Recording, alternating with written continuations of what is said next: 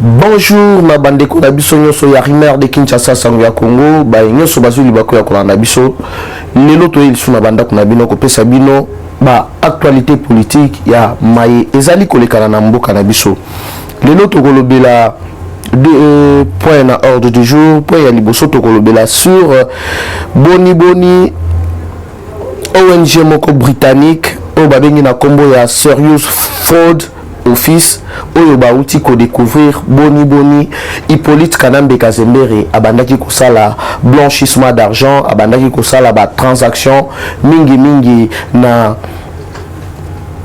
Qatar, mingi na Rwanda na Uganda, mbongo wani bandaki kokende wapi. Et puis toko talisa bino traîtrise ya Maïka Amer oyo azali ambassadeur américain na ba service de renseignement ya Israël oyo basali ba investigation na bango ba découvrir makambu ebele ya liboso na no Maïka Amer azali parmi ba commissionnaire ya batu oyo balingaki bakotisa vaccin awa na RDC sans accord ya Tata Mokonzi.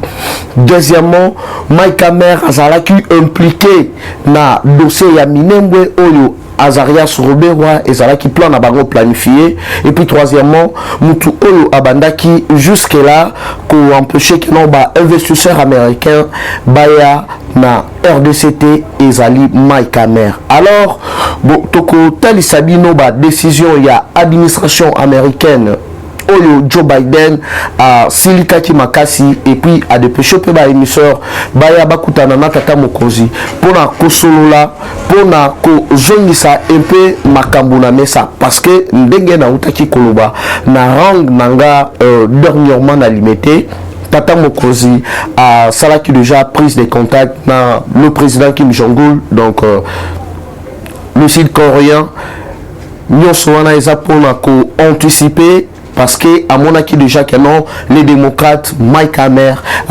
abunga qui déjà lokolo na maye ye mission na ye ayelaki mais moi na mai à la ndimbongo ba réussir ko corrompre ye. D'ailleurs pour la information na bino la personne oyo a facilita rencontre ya Madidi Muzitu na Hippolyte Kanambe ezali type wana Maïka Amer oyo nyoso bandaki kosala wana ezali juste distraction moko pure et simple. Pour comprendre si koyo awa na kati ya mission oyo comment Tata Mokonzi a géré calmement sans que ça la makelele pour na inviter ba tension politique mais bango moko déjà ba américain batali kenon azali lisusu vraiment na confiance ya kozala ambassadeur na niveau ya RDCT parce que aye ko reverser lisusu makasi na dossier oyo etali congolité yoko américain makambu ya ba congolais oyo bazali ko verrer accès na présidence yo ezali ko sala yo mutema pasi na nini parce que eza ba loi ya mboka batu yo kende kokota pona ko imposer vision na yo ozali na intérêt nini likolo na kolobela sur dossier ya Augustin Matata Mponyo oyo bakangaki nanu après ko kangaye ba tchoye na résidence surveillée après ko tchaye na résidence surveillée ba ye ko lever mesure ya résidence surveillée concernant dossier ya liboso à part dossier ya Bukangalozo pression wana ezali ko utawapi. Na deuxième point tokolobela vraiment na lombangu maye matali la famille biologique ya cardinal Mosengo bazaliko exiger autopsie parce que depuis asalaka messe na niveau ya Kingakati kozonga oyo ya zongaki ba komaki déjà ko kotalisa ba signe moko boye ya faiblesse na nzoto na ye. Alors ezali vraiment facilité parce que eza groupe ya ba responsable mosusu ya église oyo bazali contre idée wana mais j'espère que non denge toujours balobara que non la vérité finit toujours par triompher vérité eko yeba kaka ngai nazali médecin le juste été na ezali kaka que non na ba source oyo biso tulukaka ba information tola la raté donc tulukaka ba information pena ndenge moko ya kosangana te il semblerait famille naye bazali ko exiger autopsie. sans plus tarder tozali kokota na point na biso ya liboso. Enquête, il y a ONG moko britannique oyo babandaki ko travailler en collaboration na Global Witness va découvrir que Kabila azali cité parmi le grand blanchisseur d'argent. Il y a monde. Alors balobi bien il faut justifier mbongo wana plusieurs milliards dans le monde où yabandaki kosala ba transaction. Et puis ezali na espace il y a 2006 kino 2011. Alors à l'époque moi na ma ya timbaki na noté dans ba transaction tout yabandaki kosala mingi et bandaki kozala toujours na ba kombo na ye. Alors awa kubana 2011 kino 2018 bayaki kotimisa ye komaki na non moko fantôme oyo et bandaki ko faciliter pour na kosala ba transaction wana. Alors bengisiye na ebandelu ya 2022 akozala vraiment à niveau ya Suisse pour na kokende ko justifier ebele ya mbongo wana na ba Jules Bratard na ba Trinidad et Tobago na ba Oman na Inde na Qatar na Dubai mbongo nyonso wana abandaki kosala business nini parce que bazali komi poser plusieurs questions voire même le milliardaire les hommes d'affaires puissants tikala kosala ba transaction ya lolengi wana te. Donc type oyo batangi lisusu na dossier ya blanchissement d'argent par ONG britannique na ba ONG ya Suisse bazali kolandela dossier wana de plus près. Moi na ya tindaki batunaye bakende kosalela ye lobbying pona komeka mpe ko étouffer eloko wana information wana mais ndenge kaka to lukaka na tombé sur yango na talipé ba source moko ezali vraiment fiable. Kabila azali chuté na mai etali blanchissement d'argent. Sikoyo awa la justice suisse tellement bazali na ba expert mingi ya en matière ya crime économique ezali na plusieurs ONG oyo ba porteuil plainte pour na ba blanchissement ya ba capitaux akende ko se justifier est-ce que ceux qui a okende to okende te ceux qui a commis wana à niveau ya Europe à rozonga to à rozonga te parce que depuis akitaki pouvoir vous comprendre que non atika là jamais ko effectuer voyage moko na niveau ya Europe non plus Asie non plus États-Unis d'Amérique. Alors bon comprendre que non mutuana azali vraiment malin na ndenge moko ya kosakana te parce que bayaki na philosophie na bango ya ko appauvrir na nos peuples congolais sur le plan psychologique sur le plan économique. Comme ça biso ba congolais tozala na moins complexe wana d'infériorité devant Kabila devant Batunaye parce que bayaki ko sala ndembongo na Congo et non faire la politique pour na intérêt général. Mais na moi oyo ya lelo tozui grâce wana Zamba Salibiso a pied biso président oyo azali 100% congolais oyo azali toujours proche ya peuple naé parce que preuve en est que ezali na sondage moko agence moko oyo basalaka ba sondage crédible balobi Fachi azali le président oyo azali proche ya population naé boali komona kanon chef de l'état na ba action oyo ya azali kosala.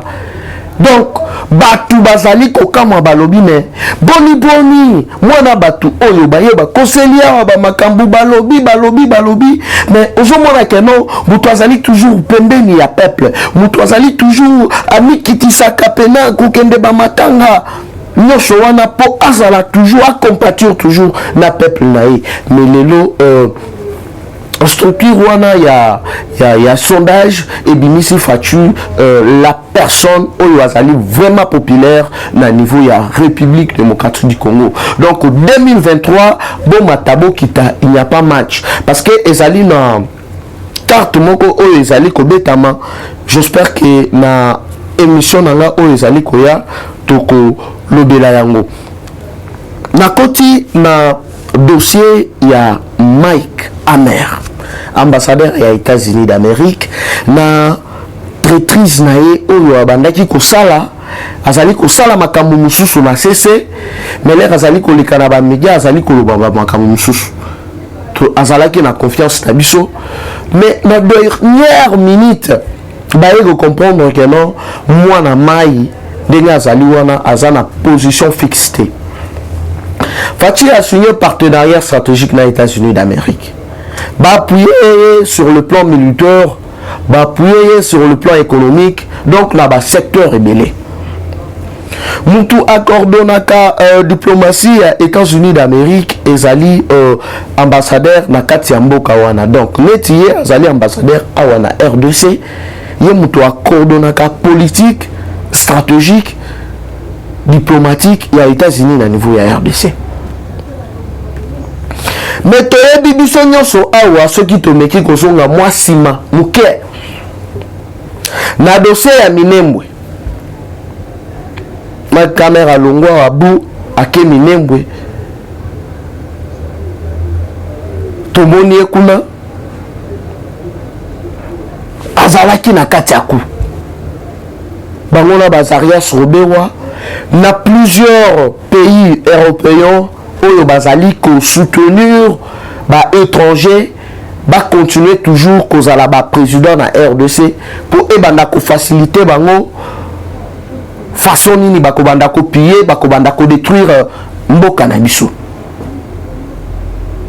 wana de 1 de 2 Mike Hammer azali parmi batu oyo ba commissionnaire ya OMS oya salaki par tous les moyens vaccin wana ekota awa baya kobandela yango na RDC, alors que à l'époque vaccin wana na kati ya Canada bato babandaki kokufa babandaki kopesa bango vaccin te. Na kati ya États-Unis, na Espagne, na Italie, n'en parlons même pas. Mais il y a qui awa subitement d'où il faut RDC dans un vaccin. En complicité na ba responsable mususu ya na santé, responsable mususu donc ba grande personnalité. À ça le point de presse, boni ba kopé sa peuple congolais ba vaccin. Bombona kindenge to telemela ki yango et puis to donner yango. Na philosophie chef de l'état azalaka nango azalaka mutu moko boye ya précédé alandelaka makambu moko pona koyeba nini yango réellement ezali kolekana. Chef de l'état lobaki yango bien, voire même babengisa docteur Jérôme oyo aedaki Madagascar aya awa na ba plante wana ba Artemisia pona komeka kosala vaccin oyo peuple congolais moko akozwa ba produit oyo peuple congolais akobanda kozwa pona ko se protéger contre COVID-19. Deuxièmement, papa oyo autaki kokufa akufaki pona nini, nani azalaki à la base. Donc ça na babilo mususu biso tozali ko négliger yango, mais ça na ba maman na ba dossier sensible. Na ba émission nanga oyo na sala na vers 4e 5e mois na lobelaki makambo oyo ya vaccin. Na plan oyo babandaki ko préparer fachazo wa vaccin. Na ba commentaire voir batu mususu ba finganga. Donc kuna Tshisekedi déjà son vaccin. Fatia loba yango mieux vaut to compter na expertise na biso ya ba pharmacien na biso awa. To valoriser yango. L'air akendaka awa na nini na Ethiopie na plus ya nini ya fonction na ya président ya Union africaine. Alobaki yango ya keno ba pesa pe Afrique chance. Na ba expert na ye na ba médecin na ye. Ba lukape ba sala vaccin moko boye ko banda kopesa na Afrique na place ya kozwa ba vaccin ya ba pays mususu. Oyo kutu ezali sur na yango te. Tala lelo hôpital oyo centre diamant boni bakamati vaccin ya ba chimpanzé bakei kopesa ngo epa ya mutu bato oyo azali responsable oyo azali na famille ye wana tiki biso à cause ya vaccin wana. Nani azalaki à la base ce Mike mère oyo ayaki na kopo wana ya vaccin.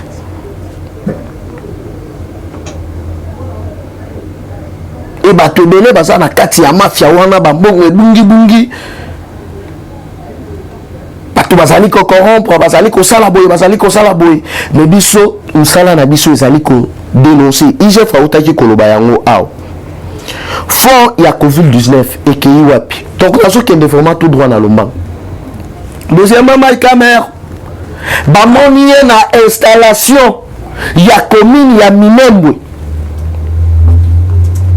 Monique Bato Timbeli ayawa oteno na changer combo na komi Mike mère du tekemena faux et archi faux mutu ya distraction.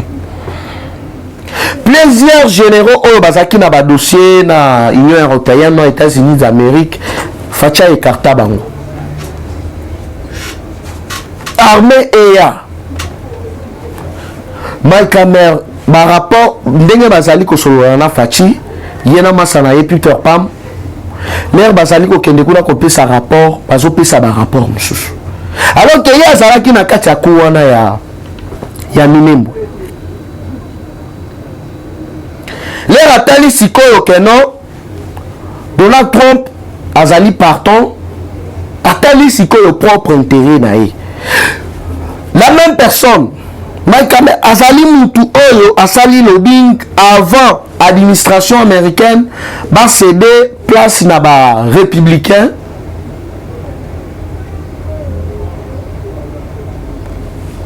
ba lever sanction ya Messedan Diofler proche ya Kabila proche ya Katumbi alors que azala qui classé na liste noire nani asala ki makambo nyonso wana c'est Mike mère.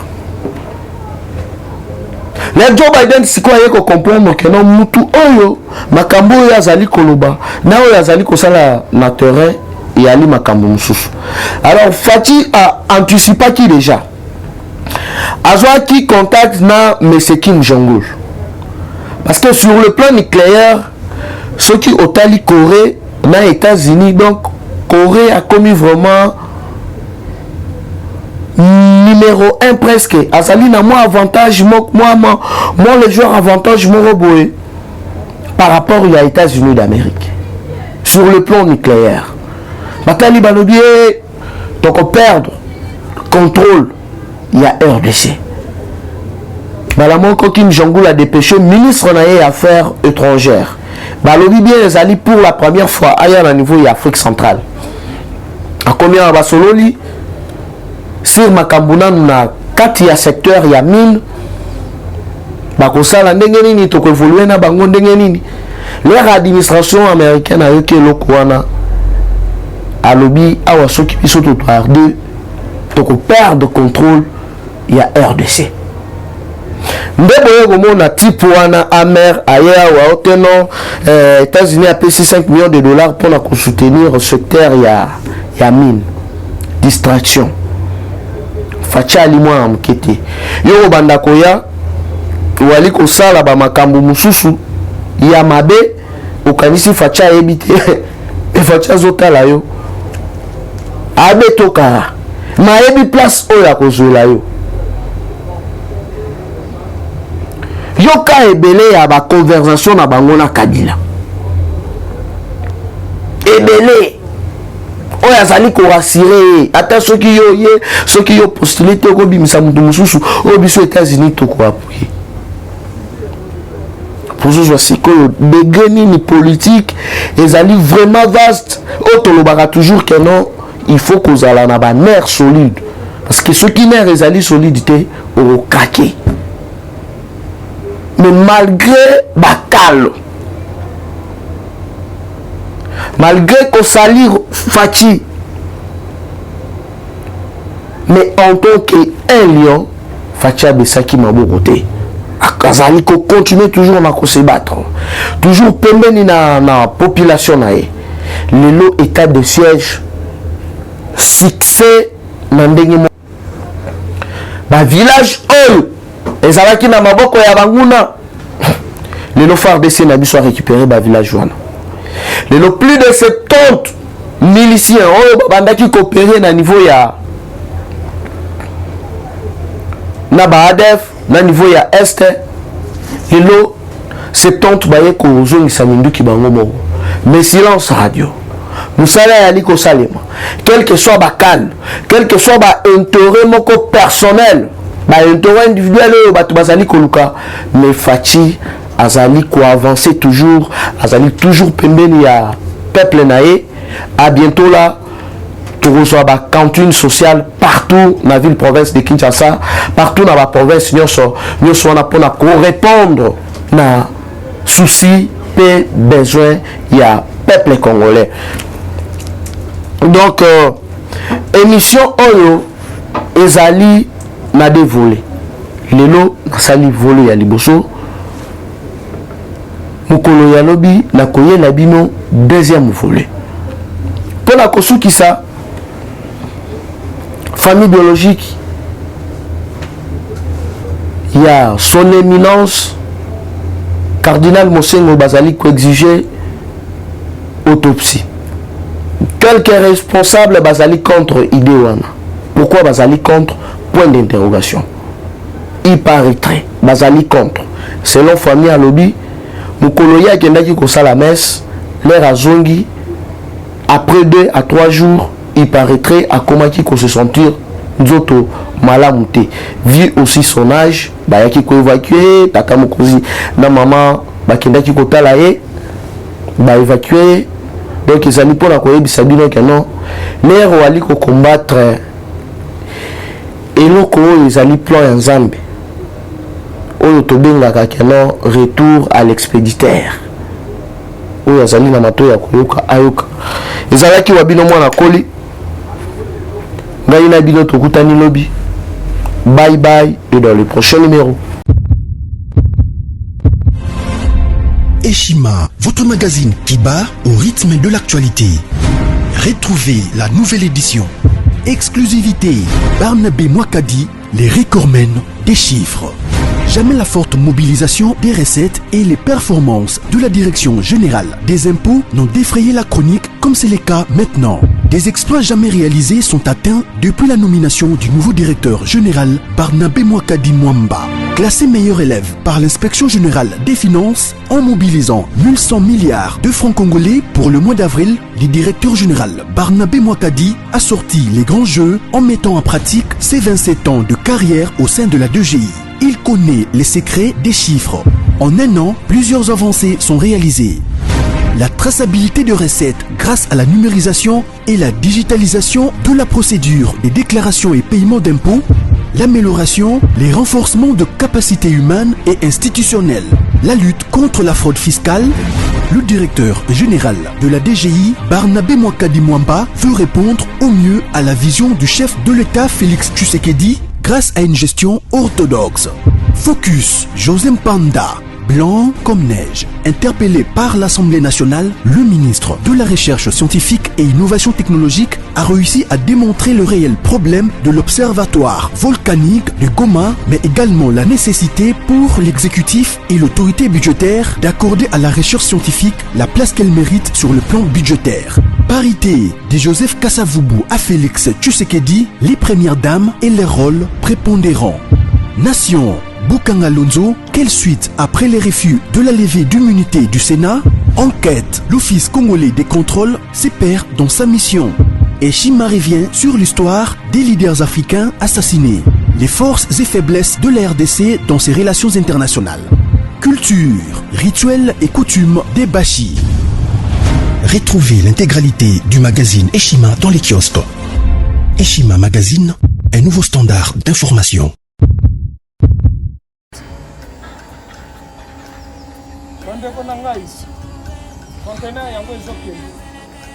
Le 26 mai, les conteneurs. Conteneur chaque mois. Donc, next ekozala le 26 mai. Olingo timba vélo. Mutuka, lise aussi otangi. Biloko tout, omemaka na biso.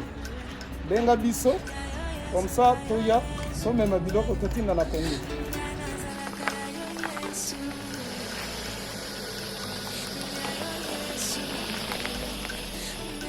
Bandeko kari yango oyo touti kozongo ezokende Kinshasa. Ozana mutuka pesa biso ezoke. Merci. Le 26 mai, mosusu okwende. Il y a 2021 otosana ngo. Donc tosala ka chaque mois. Oza besoin na carton benga biso. Biso munene yango. Moyenne yango. Bon moyenne. Yango. Na carton na biso ya muke. Oza na 3 dimensions. Oyo solingi otinda benga biso tozozwa ba vélo, tozozwa ba valise, mituka tozozwa. Donc eloko tout tozomema na Kinshasa. Merci beaucoup. Mutuka, vélo, salon, biloko ndako, biloko tout tozomema. Donc vous hésitez que bobenga biso tozala na pona ko